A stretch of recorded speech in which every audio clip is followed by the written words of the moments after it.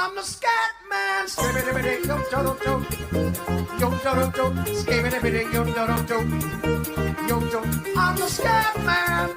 Yo do do skibbity yo do do yo do do ba ba ba ba ba ba ba do ba ba ba ba do ba ba ba. Just reading the comments, catching up on the comments. I know, me too. The juice pumpers are fired up this morning. Absolutely fired up. Happy Wednesday, everybody. Welcome to NHL Puck Props presented by Sports Interaction on Covers. What's up, bud? Letting the hair flow today or what? Yeah, I gotta do my hair for something I have to do afterwards. So a little bit as of a 40-year-old man. Yeah. I can speak because I don't have much. I did go out last Friday without a hat on. That's business. Where is your hair confidence at the age of now 41? I hate it. And that's why I asked, because you shouldn't. You got good flow. Really? Yes. I don't know. Like, I watch my son flow around, and he's a young 7-year-old, and he's got like just straight hair. It does whatever it wants. And I'm like, dude, you have no idea how bad I would have loved that hair when I was a kid. Same with my kids. I'm like, don't ever cut your hair. Yeah. Don't ever. No. You want me to brush it? I'm if I could wear a hat 24/7, I would. Yeah. Yeah, with everything that I do. Darren Folk says better gray than gone. I've never cared about the grays. Yeah, I don't care about the gray either. It's the actual physical hair that bothers me. Yeah. Well, it's just like I wish the hair would do what you want it to do, right? Where it's like I have these like different like cowlicks in my head that create like different curves and stuff like that. Right at the front of it.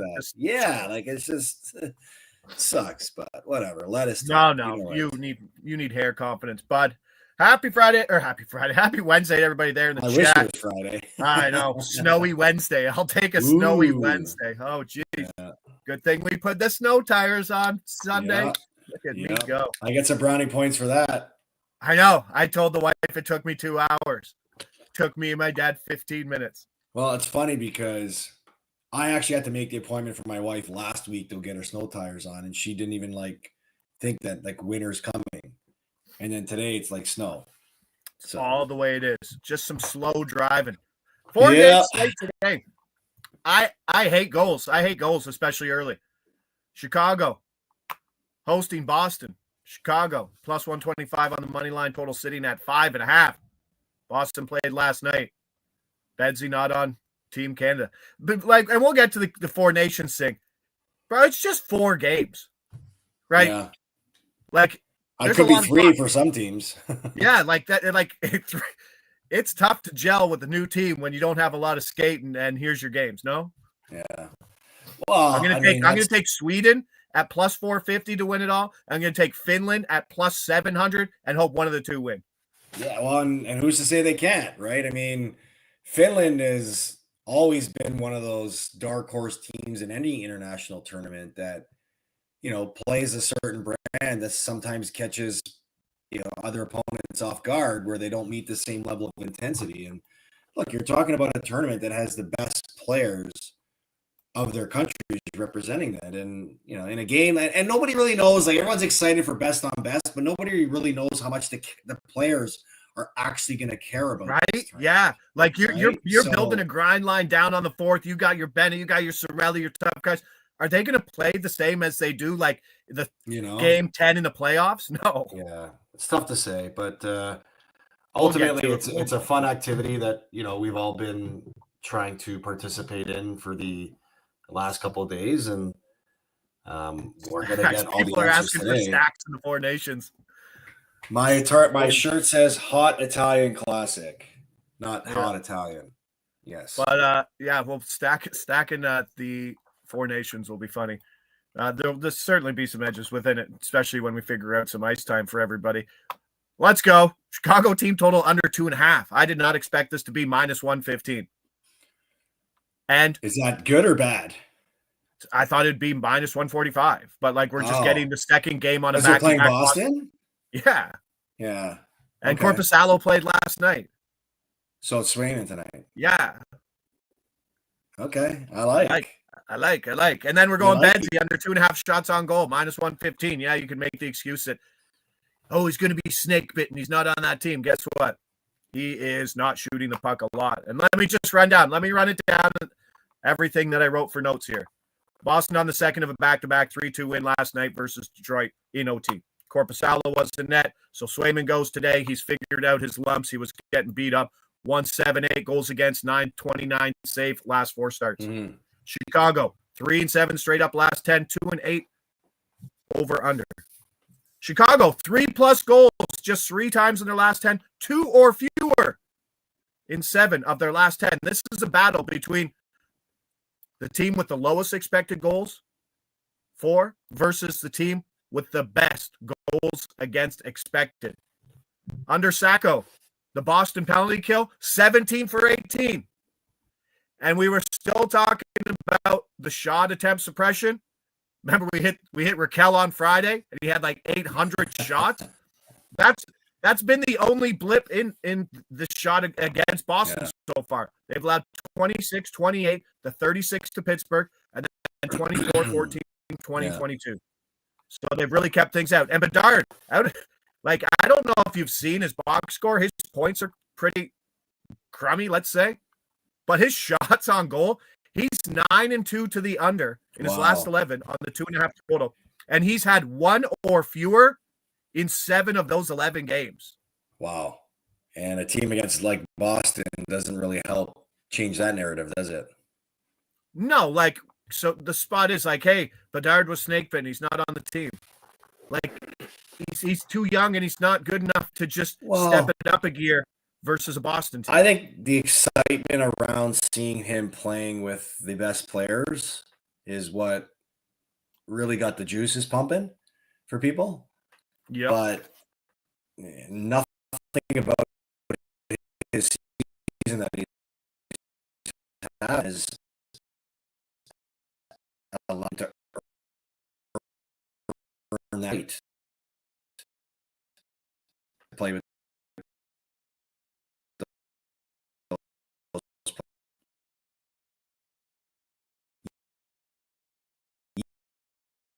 Yeah.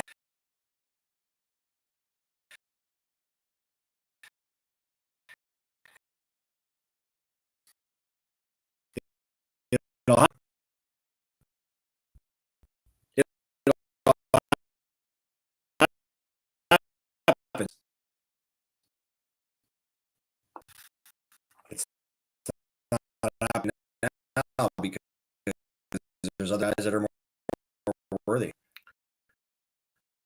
Guys did not shots on goal. No, bad matchup. I don't like it. I don't like this Boston matchup. No thanks. I won't do anything here. You can go the understack 90. Add Taylor for the whole line. Plus 135 Swayman. I think there's not, and then take it if you want. Folks are valuing this back, right? Guys aren't going, they can play back. I'm back going out isn't it? And it depends. There's always games you look at, okay, or was it an easy comes to work and load management? Like you can play 18 minutes, but it could have, like, are those hard minutes or are those offensive zone minutes? Right? It all depends on the player. So we'll see. Are we having issues? I don't see any issues on my side. I don't know if it's on producer Mick's side who's hosting it, but I don't see. Sorry if you are getting problems. Both of you are choppy. It might be YouTube. Well, it's snowing outside, so maybe it is. No, but usually when you're on the system, it shows you your Wi-Fi's dropping or something's going bad. Get off the neighbor's Wi-Fi. No, it's big bucks. You're clear with me. I can hear you clear. I can see you clear. It's linked for Twitter feed. Yeah, just head over to the Covers Twitter feed. Twitter? Yeah, and see if it's there. Yeah, no, that's interesting. Never seen that. But no, my stacks will come out later today. I'll put them out what the stacks are, but I don't think I'll be jamming every one. Nashville, Toronto, big game. Toronto, absolutely killing it at home. Nashville, team total under 2.5, minus 120. Little better, still in and out. Sorry, gonna have to deal with it. Just went over to X. It's bad there too. Sorry, boys. Yeah, sorry. Just keep grinding away, I guess. Yeah. Like I said, it's snowing outside. Maybe the cable companies are trying to adjust to the snowflakes that are hitting the cable wires. Interesting. All right. Hopefully it's not like that later in the afternoon too. Looks a-okay on my side. Yeah. But let's go. Nashville team total under 2.5. Are we ready? What have you liked? Like your show today was littered with best goalie tandem in hockey. Yeah. But this is also a team that's 7-1 at home since Halloween, with the 1.38 goals against average. Wow. Now they got their best defensive center back versus a team that can't score. Yeah. Well, we had Chris Mason on, who covers the Nashville Predators, former teammate of mine, and he said it's mystifying was the word that he used, to see this team struggle the way they have offensively. And look, maybe it takes a game in Toronto where the spotlight is going to be on this group and you're going to be playing on a big stage that helps the team break out of their slump. But with the way the goaltending has been playing for the Maple Leafs, I kind of side with that more than what anything Nashville could present, because I think it's going to be a wall game if they're going to go back and forth. But Craig Berube likes to make the decisions on himself. Stolarz deserves another start considering the way he played last game. But does it really matter who plays in net for the Maple Leafs right now with the level of goaltending that they're getting? I like what I'm handicapping. I don't really have to worry too much about it. Right. It's a great 100%. Thing. Nashville 2-8 straight up in their last 10. 8-2 to the under over that stretch too. 3 straight 3-2 overtime losses and under 3 goals in 4 straight. They have gone under this team total in 11 of their last 14 games. They've scored 3 or more goals 3 times in their last 14 games. Yeah, it's crazy. It is. Toronto's opponents are 11-2 to this under team and a half total at home this year. So, not to change subjects or anything, but I just got a notification on my phone that Tyler Seguin of the Dallas Stars will undergo surgery on his left hip Thursday and is expected to be out 4 to 6 months. Ooh. So that hurts the stacks. Yeah, it does hurt the stacks. Change the stacks. Don't have to play 3 stacks in Dallas anymore with the way they're doing it. Stream looks better now. Awesome. Fantastic. All right, here's the stat of the day. It's absolutely insane. Since Halloween, Toronto up at home. 25 goals for, 11 goals against, with that 1.38 goals against average. In those 8 games, they have allowed just 5 even strength goals against. The Leafs have? Yeah, in 8 games. Wow. That's impressive. Versus a power play that has Marchessault and Stamkos on it now that can't do anything. Yeah. That's impressive. Very impressive. Speaking of impressive, Dallas and the Kings both winning hockey games. Both riding 3-game winning streaks. But you just mentioned that. How does that affect the locker room with Seguin being down, not weeks, but months? Well, it's clearly a blow, because if you're looking at 4 to 6 months. Like, talk me to the situation. Everyone's doing their skates up. That dumb noise of tape is just going around in the locker room. Yeah. How many? Like, what was your tape game? Were you all the way up the leg, or are you just one knee guy? No, I was around the middle of the leg, like once, and then through the middle of the shin pad just to get down to the bottom, and then twice around. Just to keep do guys in professional locker rooms ask guys for tape too, like in other locker rooms where we're not pros? Got any clear? Got any clear? Well, one of my first moves every time I got to the rink was to make sure I had a roll of clear tape and a roll of black tape or white tape, depending on whatever I used for my stick. And I had it in my stall so that would be my tape throughout the game, because during periods when I'd come off, I'd retape my stick every period. I sometimes retape my shin pad, so I was constantly using it. And so I didn't want to say, hey, guys, anybody got any clear? It's like, no, go get your own. You know what I mean? Yeah. But it's funny because I'm in the minor hockey rinks now and in my own son's dressing room. And everyone's like, anybody got any clear tape? And I was like, yeah, here you go. It's like. And you forget to get it back. Yeah. So. No, yeah. You were a black tape on your stick guy? I was for a long part of my career, yeah. Ooh. A long part. Hopefully the early part. Yeah, it actually was the early part, because later part of my career was all white. Yeah, that's called maturing in hockey. Well, not really, because do you know the pros and cons of using black and white? You can hide the puck better on black. Correct. Look at me. Oh, just nail it. Yes. Thought you could pull it over me. Not today, sir. And the other thing too is like white stick. Like I have a very weird, like eye perspective. So I have the same issue in golf where when I look down at my club, I have to see a certain shape and a certain color to feel good. What? So yeah, it's weird. So when I was doing the same thing in hockey where sometimes like when you like obviously you get a big batch of sticks ordered for you with your names on it throughout the season from the manufacturer. But you'd be amazed that not every stick is either made the same or weighs the same. So sometimes you would get a thicker blade and sometimes you'd get a thinner blade. Sometimes the curve would be off. And when you use black tape, sometimes it makes the blade look thicker and feel thicker versus when you use white tape and everything feels lighter and looks thinner. So it's kind of a weird eye perspective that I had, and I would obviously adjust on the fly. That's what she said. Yeah, I agree. That's what she said. That conversation was getting off the rails. There we go. Thanks for introducing us. Yeah, got any clear? I don't have much in this Dallas game. I kind of like the over, but both teams playing to the under right now. The over sitting at 5.5. Kind of lean on that. Ottinger 6-2 to the over in his last 8. I think the line shuffling is an issue in Dallas. And the Kings are actually playing really good hockey right now. So who do you think is a guy that takes advantage of Sagan's spot now? Is it Stankoven? Is it Wyatt Johnson? Well, the top line, someone's saying that Stanky with Marchment and Duchesne. So that's going to be Stankoven then. I guess that's what they're going to practice. I mean, the last game, the stack was Robertson, Hintz, and Johnson on the top line with the PP correlation. Yeah.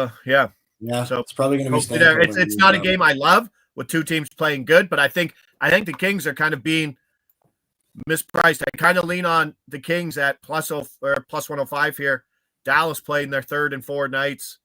The wheels almost fell off in the third period in their last game, but they hung on and they let DeSmith make 36 or something. How about DeSmith ruining that Cooley stack for us? Yes. The Gunther Cooley stack. I know, yeah. And that was the game of his life. But that's what I mean. Dallas kind of falling apart here down the stretch in their third and 5. Vegas, Anaheim. Bro, Anaheim out of nowhere is 6-3-1 in their last 10.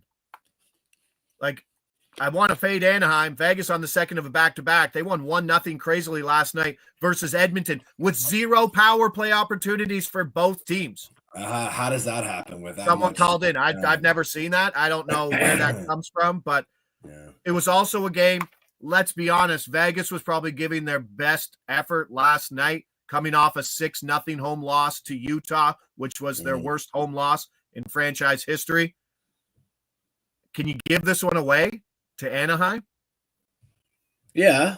Yeah. Why not? I mean, they're playing hard and they're finding ways to win hockey games. So plus 145 on the money line, Anaheim is. Yeah, absolutely. I don't know. So they got plus 140 wins over Ottawa, plus 183 over Utah, plus 150 over Chicago. How are they plus 150 versus Chicago? They won outright plus 356 versus Dallas, even money versus the BJs, plus 132 versus Detroit. And they were plus 195 in a 3-2 home loss to Vegas on November 13th. So the back-to-back is being priced in here because that's a 50-point difference. I think if you like Anaheim, might wait a little longer. I think that might be the best action. But I'm just going to go with a point here for Pavel Dorofeyev, minus 120, top line, getting more PP one time. I mean, we didn't get to see it in the last game, so hopefully they run it back. Did Cito Gaston? Yes, Cito Gaston approved. My hat wear.